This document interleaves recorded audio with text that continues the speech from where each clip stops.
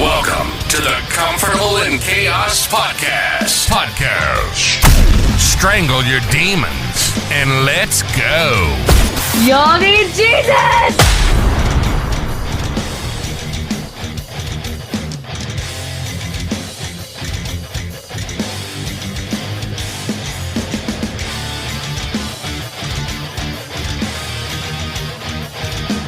Try to see it my way. Do I have to keep on talking till I can't go on? While you see it your way, run the risk of knowing that our love may soon be gone. Welcome to the Comfortable in Chaos Podcast. I am your host, Eric Hellberg, and you know we're like Einstein over here, man. We have no special talents. We're just passionately curious about all things pertaining to men. How in the hell did we get here, and where is it that we want to go? We want to go forward in this new week, man. And it is an exciting week and an exciting time. I released a brief episode for Father's Day. It was on my heart. It was an emotional, short episode. And I guess I got caught up in the fervor and the emotion, and I forgot to credit that music. In fact, on my audiograms that go out on YouTube, it said, Eric, copyright infringement. And so I fully meant to credit Dax, the rapper, a Canadian artist. I had just discovered that song. That was yesterday. And I was so enamored with it, I was sent a brief snippet, and I think I went a little bit long with what I used in the message. So Dax, I know you have sang with Darius Rucker, but you or your people can get in touch with me. All my contact data is on the show, and I'll be happy to make it right. Lord willing, I can afford you guys. If not, I'll be happy to augment, edit, separate the episode and or even redo it. But your song is amazing, touched my heart, and I'm sure it has touched many men who feel that way. And I will check out all your other music as well. So who did we begin with? We began with the Beatles. We can work it out, right? We can always work it out.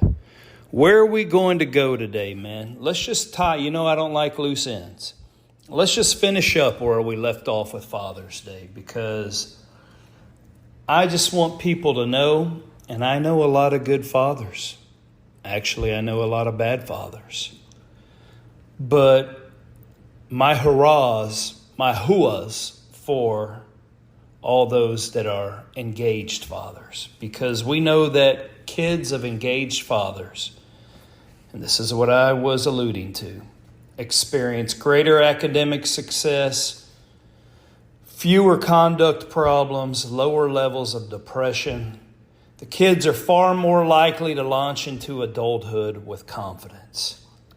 And that is what we are attempting to do. And additionally, men, boys who have a strong relationship with their dad are significantly more likely to share his spiritual convictions, should he have them.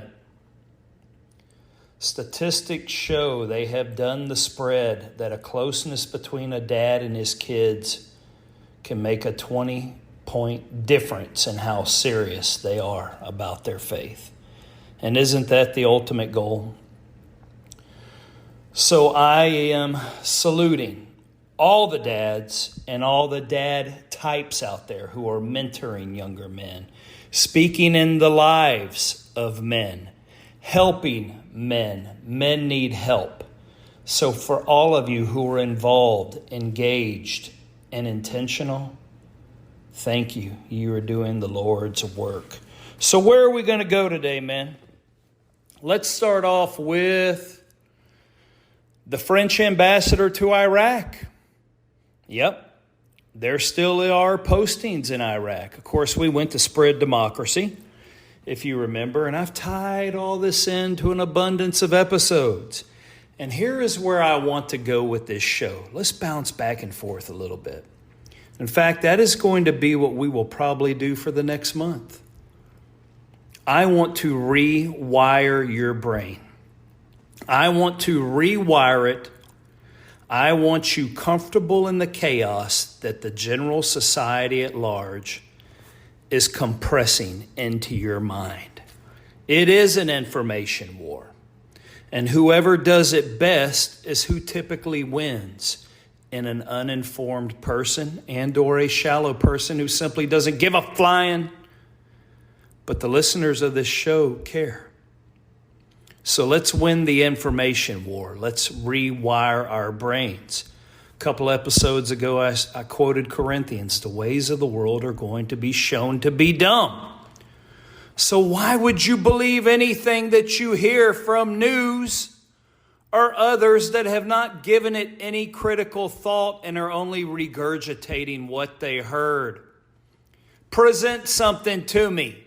Tell me that you have thought about it, analyzed it, and then be willing to listen, hash it out. Let's see what's right or wrong. And let's take what makes the most sense. I mean, after all, I did 2 episodes on COVID, didn't I? I showed you how debunked all of that was, how much criminality there was actually involved. And I want you to think about another thing. We gave millions of those shots. And if you want to know if you took some of those, I don't give a crap if it was Pfizer. AstraZeneca has pulled their shots completely off. They've already acknowledged the deleterious effects, actually the life-threatening effects of those who took their vaccine. I don't care which one you took. Moderna, a lot of people in California were stuck with Moderna. That's where that supply went. Email me, text me, get my number from the email, and I will tell you how to whitewash that shit out of your system. And you want me to tell you what? The comorbidity for elderly was so damn high.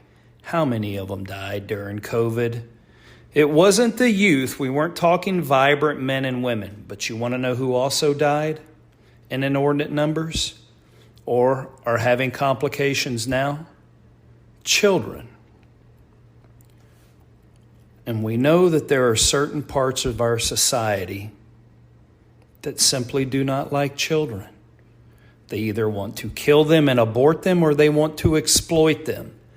Therefore, kids have no value. Non-producing members of the society, meaning the elderly, have no value. What was that vaccine designed to do, men? So you're telling me that we can dispense millions of free shots throughout this country. Moreover, millions of free doses of the COVID-19 vaccine all over the world, inclusive of impoverished nations. We couldn't give them a garden. We couldn't give them a tomato. We couldn't give them a loaf of bread, no matter how malnourished, no matter how starving they were, and we have them here in the United States of America. But we could give them a free vaccine, which cost money to produce.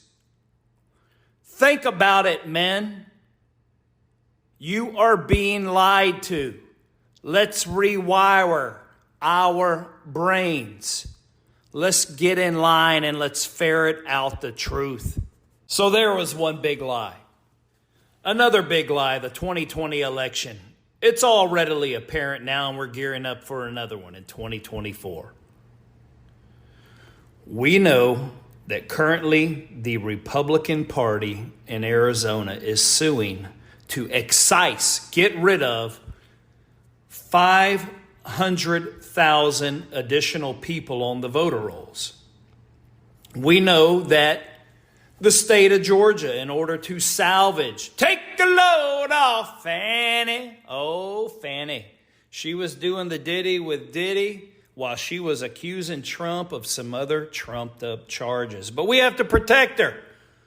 But to save her own hide, she acknowledged, and the state has acknowledged, that probably 300,000 off the voter rolls couldn't be purged. A forensic audit was done in Michigan, but they have sealed it. They don't want us to see the results. I wonder how many there were there. That's 3 key battleground states. But in Arizona, Of the 500,000, excuse me,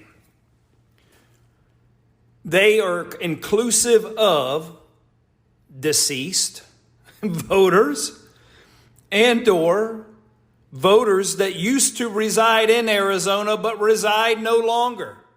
But, buddy, we are ready to allow them to vote for 2024. Big lie number 2. Let's rewire our brains. A frog in my throat, guys. Still thinking about Father's Day. All right, let's dip back into the French ambassador. He steps foot over the weekend into Iraq. Yes, we still have postings in Iraq, despite the fact that the country has been decimated. And why was it decimated? It was decimated by democracy. Everywhere we go to spread democracy, lie number 3, we destroy it. Democracy now equates to death and destruction.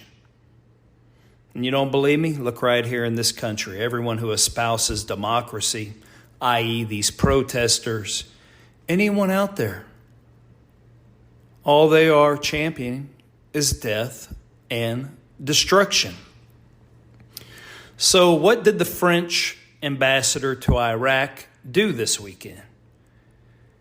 He laid white roses on the monument to the Yazidis that I spoke about that were slaughtered. Oh yeah. Remember my episode on the Yazidis? Where were the protesters then? Where were they then with people in the Middle East, women and children that simply had a Christian bent, slaughtered by ISIS, the ISIS that we set loose with our spreading of democracy in Iraq? And what was Iraq really about? Now, we know ISIS came about because we funded good Muslims to fight bad Muslims. Nonetheless, we still armed the good Muslims, funded the good Muslims, gave the ISIS state access to caches of weapons, much akin to Afghanistan. Hundreds of millions. I already did an episode where they became the most well-funded and armed terrorist organization on the planet. We pulled out of there too, right? We spread democracy, decimated the country, then we left. So the French ambassador is there, paying homage to the slain Yazidis.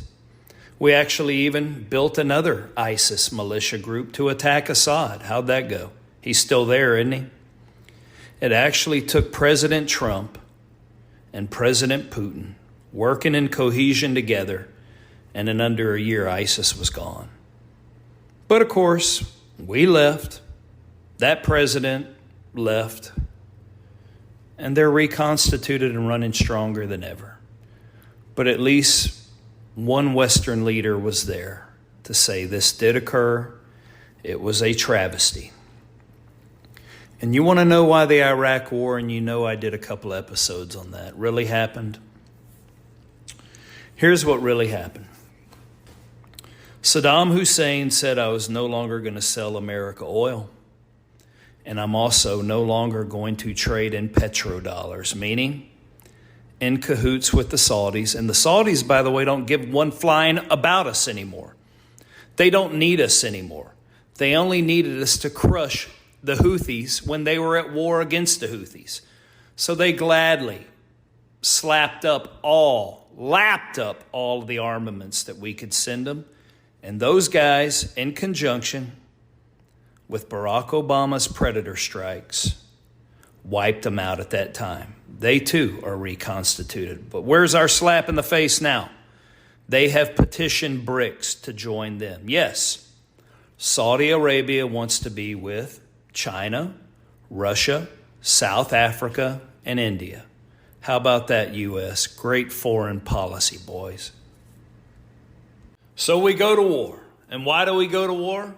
It wasn't simply because Secretary of State at that time, former chairman of the Joint Chiefs of Staff, Colin Powell, wasn't duped with his little vial of yellow cake uranium. And my God, Hillary, why'd you give all the uranium to the Russians? Did you know, guys, right now to this day, and just last month, because Joe Biden knew that he would have egg on his face, but he still put a caveat in there with the Department of Energy.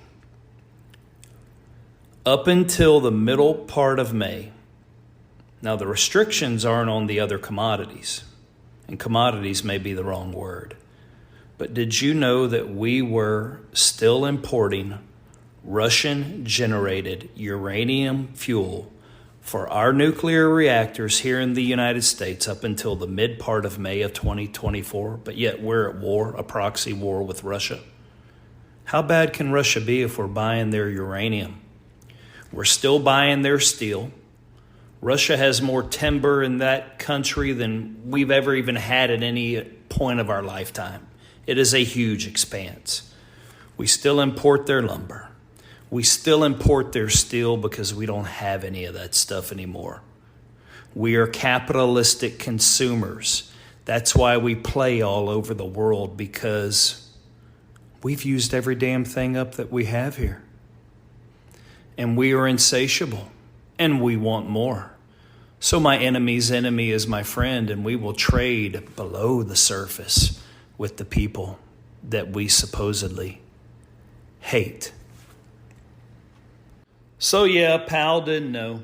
He got duped. He resented it after that, for sure. We talked about that in another episode. But here's what really happened. Saddam said, no, I'm not selling you any more oil. Remember, we were going to go in there and we were going to capitalize on the oil? We never got a penny from it. If we did, it was all hidden. We never heard anything about the oil success and or a new manipulation of the markets and or a decrease in the cost of a barrel of oil and or a gallon of gas. It never happened during that time, did it? Do you remember it? Wouldn't we have been touting it all over because we are braggadocious? But you didn't hear it. But the key thing was he said I was no longer going to do it in American dollars, simply euros. When you go off the reservation and you will not use this Federal Reserve central bank money which dominates the world, you break up the U.S. hegemony. And it is time for war, baby. It is time for war. And I'm going to tell you how it actually works out. We have many men representing this government that run around and they're not carrying M4s and they are not in BDUs and they are not in camis. They wear plain clothes. Their job is to go solicit your interest around the world. They are called jackals. When you don't listen to what they have to say and or the terms that they present aren't favorable to you and for the betterment of your country, you say no. Then we get the State Department officially involved. If that doesn't work, well, Uncle Sam puts his name at the top of your list. And I'm not showing Toby Keith, God rest his soul, any disrespect. I'm just telling you how it is. And that's when we kick into action. That's why we went into Iraq. And also, there was a personal vendetta. Unbeknownst to a lot of people, it wasn't widely publicized. When President Bush Sr. and his cronies went back to celebrate the liberation of Kuwait, which is a wholly man-made country, it is a wholly man-made country of gluttony. And just like you heard me sing the other day, Sharif don't like it. They're all rocking the Casbah over there. So when he went back with his cronies to celebrate their liberation, there was a suicide bomber that was intercepted. It was actually via a car bomb. And when they looked back over the explosive device, they said it went back to Iraqi intelligence, and therefore, and George W.'s, big old W, the most astute man we've ever had, old W, he's over there, I tell you. Well, he was going to get even for Daddy. And I can understand that sentiment. We're Texans, right? So we either went into Iraq for that, or we went in for the other reason.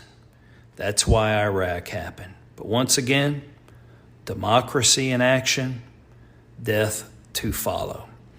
I'll tell you another thing since we're kicking off our week. It has now come to light via the vaunted laptop, and of course, Hunter has been convicted on that wonderful federal gun charge. But we know he's an energy expert, and we now know through Freedom of Information Act and subpoenas and all that good stuff that Hunter's business associates. Now, I am wondering how a crack addict who was traveling around with whores and around the country could have 80 visitations from foreign leaders to include Russia, Ukraine, and China to the United States while his father was vice president. What other crack addict do you know in the world today who has that much juice?